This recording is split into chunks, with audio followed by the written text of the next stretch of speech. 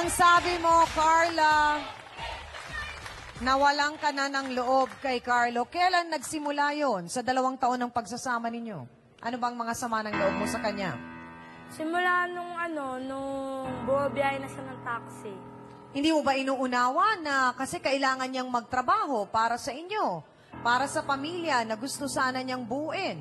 Yun nga, nagtatrabaho siya, wala naman siyang binibigay na pera, kapalampa. Wala kahit isang beses? Po, dati po, nung bumabiyahe siya ng tricycle, meron, pero ngayon, kalamukha niya. Maasa kasi siya eh. Tricycle, tapos naging taxi. Hindi, bumabiyahe rin po siya ng taxi. Balikan lang natin yung unang pagkakataon na nalaman mo na buntis ka. Ilang taon ka nun? Yung totoo. 15 po. Anong naging pakiramdam mo nun nung nakunan ka?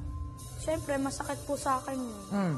Paano ka nakunan nun? Natatandaan mo ba kung anong ginawa mo? Uminom po ako. Uminom ka? Okay, sandali lang. Liwanagin natin. Bakit ka uminom, Carla, kung alam mong buntis ka? Yun nga po, may problema na po kaming dalawa. Anong problema nyo? Yun nga po, yung nasasaktan niya na po ako nun. Okay, yung pangalawang pagbubuntis mo, kailan mo nalamang buntis ka? Anong pagitan? Ilang buwan mula nung unang beses kang nakunan? 5 months po. Okay, so makalipas ang 5 buwan, nabuntis ka ulit. Apo. Okay. Paano namang nangyaring nalaglag yon? Nadulas po ako sa CR namin. Lasing ka kasi uli. Lasing pa. Carla? Bago ka namin tinawag dito, nakausap ka ng aming team. Ibig sabihin, nakausap ka ng mga staff namin. Gaano katotoo na sinabi mo sa kanila na sinadya mo na malaglagan ka ng anak? Kasi iba yung naaksidente, iba sa sinadya. Opo, pinalaglag ko po yun.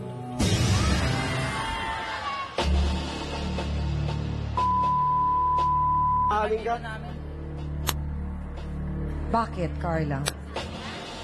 Yun nga po yung yung nagkakaproblema kami. Yun lang po yung naisip ko para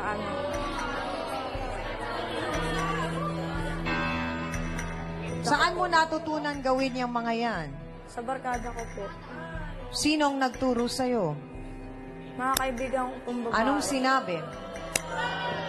Yun nga po, uminom daw po ako ng pampalaglag. Okay, sandali lang. So, anong ininom mo?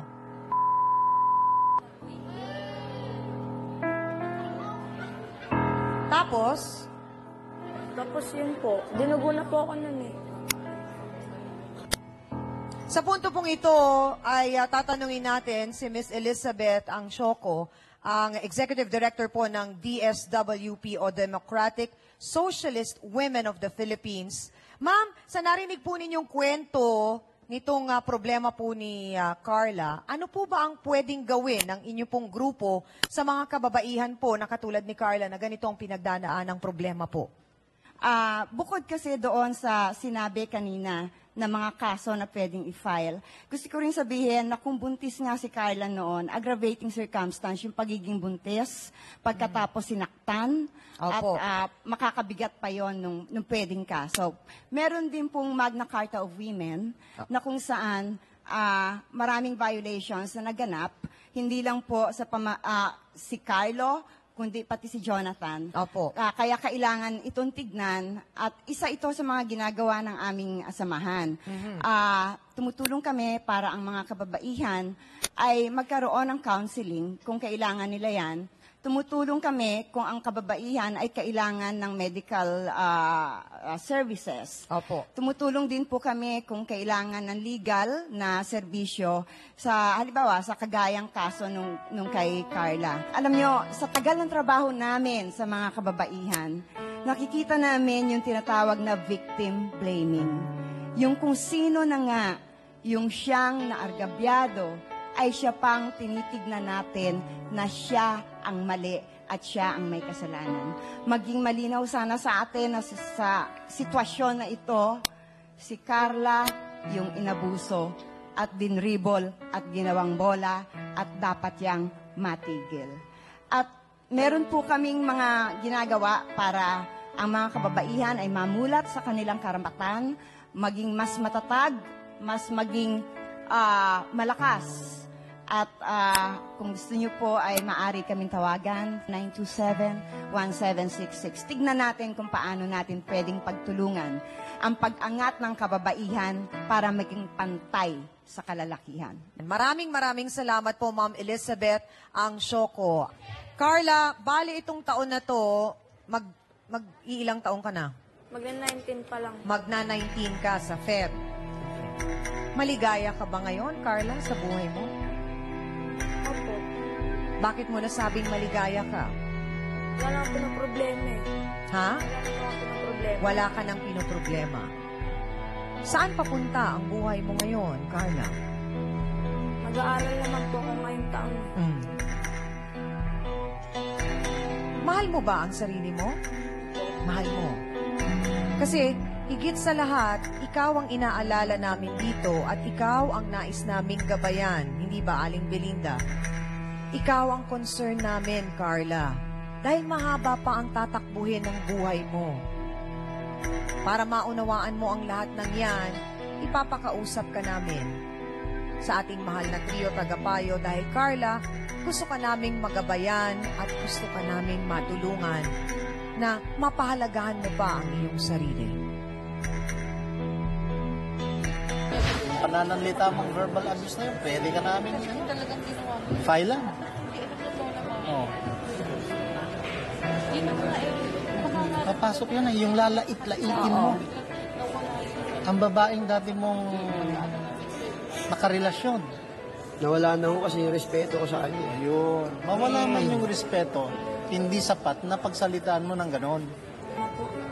Sala mo sa nakita ko sa kanya ngayon. Ginamit ka lang Grabe, talaga. ginamit ka lang talaga. Tsaka ay sobrang Sinabi ko mga abuso. Mag-aral na lang. Sobrang mga abuso. Ako, very rare ko sinasabi Malayo sa pa mga babae marating. na hanggat maaari, huwag na. Pero ngayon, sasabihin ko sa'yo, walang mangyayari sa buhay mo yan sa ganyan.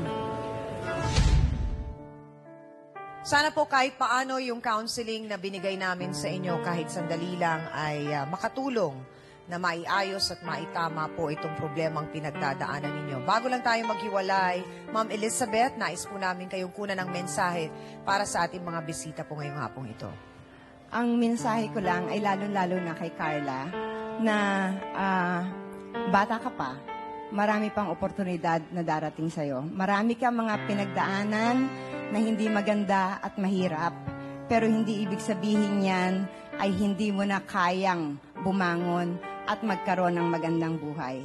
Pero mangyayari lang yan kung titignan mo yung sarili mo, mangyayari lang yan kung mas papahalagahan mo yung iyong sarili, yung iyong kalusugan, yung iyong pagkatao.